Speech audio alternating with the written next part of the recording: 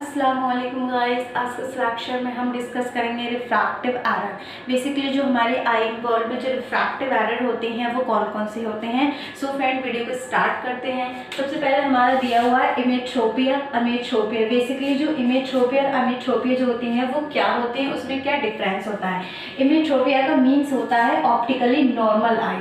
अगर हमारी नॉर्मल आई है तो उस कंडीशन में क्या होगा, अगर नॉर्मल आई है तो हमारा जो रेज ऑफ लाइट है वो हमारा सीधा रेटिना पर फोकस होंगी। The parallel rays of light coming from infinite are focus at the retina. जो हमारी पैरेलल रेज जो है वो रेटिना, जो हमारी पैरेलल रेज जो है वो इन्फिनाइट से आ रही हैं और ये सीधा हमारे रेटिना पर फोकस हो। अगर हमारी जो पैरेलल रेज जो है वो रेटिना पर फोकस हो रही है, इसका मतलब जो हमारी आई है वो नॉर्मल है। उसके बाद हमारा दिया हुआ emmetropia. Emmetropia a condition of refractive error. Emmetropia एक ऐसी कंडीशन है जिसमें हमारा रिफ्रैक्टिव एरर होता है। ठीक है, इसमें दिया था parallel rays of light coming from infinite are focused other in front और behind the retina in one और बोथ मेरिडियन। इसमें क्या होता है, जो हमारे पैरेलल रेज ऑफ लाइट हैं जो इन्फिनाइट से आ रही हैं वो क्या हो, या तो हमारे रेटिना के इन बिहाइंड फोकस हो, या फिर रेटिना के इन फ्रंट में फोकस हो, या फिर वन और बोथ मेरिडियन में फोकस हो। उसके बाद हमारा दिया है टाइप्स। बेसिकली जो हमारे रिफ्रैक्टिव एरर जो होते हैं वो हमारे 3 टाइप्स के होते हैं। यहाँ पे एक चीज़ और बताऊँ, जो प्रेसबायोपिया जो होता है वो हमारा रिफ्रैक्टिव एरर नहीं है, वो क्या है, हमारा एक एज रिलेटेड कंडीशन है।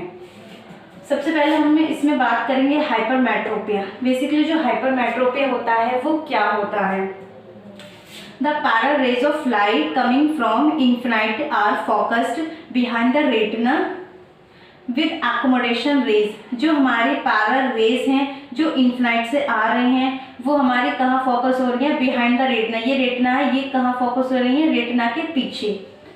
एकोमोडेशन, इसमें क्या है, हमारा एकोमोडेशन रेस्ट है।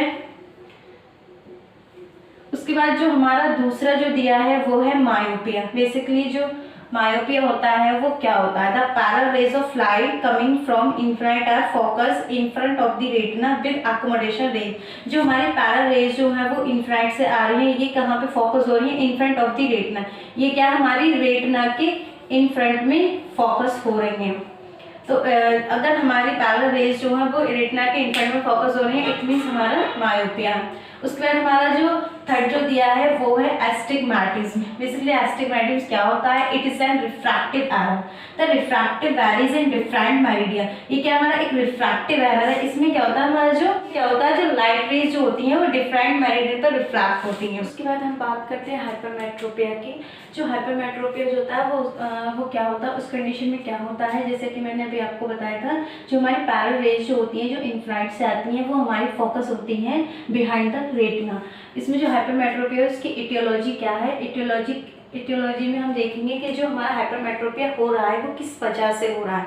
तो पहले इसमें दिया है axial hypermetropia, curvature hypermetropia, index hypermetropia, positional hypermetropia.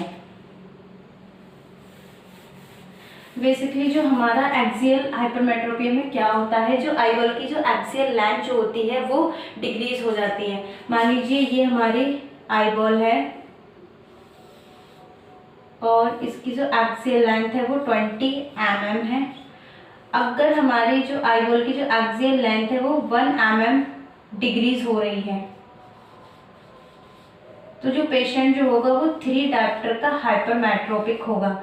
ऐसे ही जो एक्सियल लेंथ है जो अगर 2 mm डिक्रीज हो रही है तो जो पेशेंट जो होगा वो 3 डायप्टर का हाइपरमेट्रोप्स होगा। ठीक है, उसके बाद हम कर्वेचर की बात करें। जो इसमें क्या होता है, हमारा जो कॉर्निया का जो रेडियस ऑफ कर्वेचर जो होता है अगर वो 1 mm इंक्रीज हो रहा है तो उस कंडीशन में क्या होगा, जो हमारा जो पेशेंट जो होगा वो 6 डायप्टर का हाइपरमेट्रोपिक होगा। ठीक है, इसको देखते हैं। मान लीजिए ये हमारी कॉर्निया है। ठीक है, तो कॉर्निया का जो रेडियस ऑफ कर्वेचर है अगर 1 mm इंक्रीज होगा, ठीक है, 1 mm इंक्रीज होगा तो उस कंडीशन में क्या होगा, जो पेशेंट जो होगा वो 6 डायप्टर का हाइपरमेट्रोपिक होगा। ऐसे ही इंडेक्स हाइपरमेट्रोपिया की बात करें तो इंडेक्स हाइपरमेट्रोपिया में क्या होता है, जो हमारा जो इंट्राओकुलर लेंस जो होता है उसका जो रिफ्रैक्टिव इंडेक्स होता है वो चेंज हो जाता है। उसके बाद हम पोजिशनल हाइपरमेट्रोपिया की बात करें। पोजिशनल हाइपरमेट्रोपिया में क्या होता है, जो हमारा इंट्राओकुलर लेंस जो होता है उसकी पोजीशन जो होती है वो पोजीशन जो होती है वो चेंज हो जाती है, वो क्या होता है पोस्टीरियरली प्लेस्ड हो जाता है। उसके बाद हम सिम्टम की बात करें, जो सिम्टम जो होंगे वो हमें कौन कौन से सिम्टम, जो पेशेंट जो कंप्लेंट करेगा वो क्या क्या सिम्टम बताएगा। पहला हुआ हमारा पेशेंट बोलेगा कि मुझे ब्लड दिख रहा है। उसके बाद जो सेकंड जो सिम्टम होगा वो होगा हेडेक आफ्टर रीडिंग। पढ़ने के बाद क्या होगा, उसको हेडेक होगा, मतलब कि सिर में दर्द होगा, एस्थनोपिक सिम्टम दिखाई देंगे। उसके बाद साइन की बात करें तो साइन में हम देखेंगे डिक्रीज एक्सियल लेंथ। बेसिकली जैसा कि अभी मैंने आपको बताया था, जो हाइपरमेट्रोपिया में क्या होता है, हमारा जो एक्सियल लेंथ जो होती है वो डिक्रीज होती है। तो अगर हम साइन की बात करें, जो साइन हम देखेंगे तो हमें पहला जो साइन मिलेगा उसमें क्या होगा, जो एक्सियल लेंथ जो होगी वो डिक्रीज होगी। साइज जो होगा आई बॉल का वो स्मॉल होगा। ऑब्वियसली अगर एक्सियल लेंथ डिक्रीज हो रही है, मान लीजिए ये नॉर्मल एक्सियल लेंथ है, अगर ये डिक्रीज हो रही है तो आई बॉल का साइज भी डिक्रीज होगा या स्मॉल होगा। AC जो है वो हमारा शैलो दिखाई देगा। ट्रीटमेंट की बात करें तो हम पहला जो सबसे मोस्ट पॉपुलर जो ट्रीटमेंट है हाइपरमेट्रोपिया का वो है स्पैक्स। इसमें क्या क्या करेंगे हम, हाइपरमेट्रोपिया में जो स्पैक्स देंगे वो कॉन्वैक्स लेंस देंगे, ठीक है। उसके बाद हम सर्जरी की बात करें, जो हम इसमें जो हाइपरमेट्रोपिया की जो सर्जरी करते हैं वो जो सर्जरी है वो हमारी 2 प्रोसीजर पर बेस्ड है।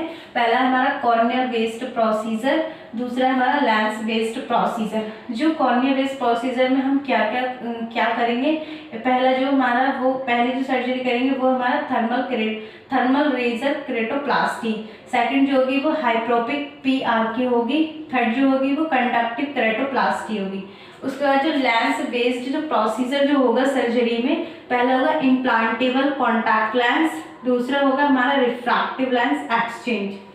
सो लेक्चर बड़ा हो जाएगा, इस वजह से गाइस हम इसके 2 पार्ट्स में इसका पूरा जो है पूरा लेक्चर फिनिश करेंगे, पूरा डिस्क्राइब करेंगे।